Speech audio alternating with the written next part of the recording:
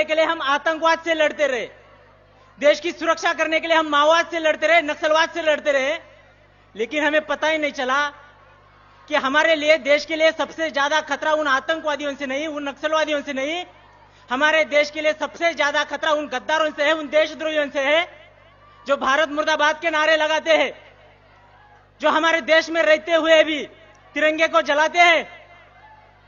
कोई बोलता है अफजल हम शर्मिंदा है, तेरे कातिल जिंदा है। बुरा इस बात का नहीं लगता दोस्तों, लेकिन बुरा इस बात का लगता है ऐसी बात करने वालों के पीछे हमारे देश में हजारों लाखों लोग खड़े हो जाते हैं, तब बुरा लगता है। मुंबई हमले का मास्टरमाइंड याकूब मेनन को फांसी की सजा सुनाई दी। जब उसे फांसी की सजा सुनाई दी उसमें कोई बुराई नहीं, लेकिन बुरा तब लगता है जब आतंकवादियों के जनाजे में हमारे देश के लाखों लोग जनसैलाब उमड़ पड़ता है, तब बुरा लगता है।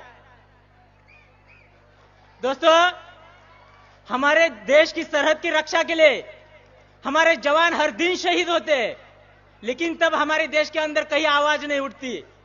लेकिन जब हिंदुस्तान की सेना पाकिस्तान में जाकर सर्जिकल स्ट्राइक करती है, तब वही हमारे देश के हजारों लोग हमारे सेना के पास सर्जिकल स्ट्राइक के सबूत मांगते हैं, तब बुरा लगता है।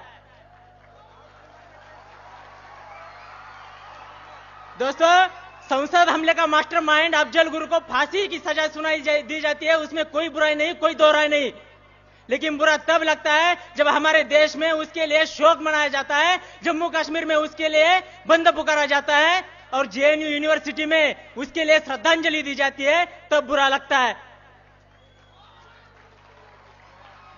दोस्तों, और कोई हमें सिखाने की बात करता है कि वंदे मातरम बोलना संविधान में कहां लिखा है, राष्ट्रगान के लिए खड़ा होना संविधान में कहां लिखा है।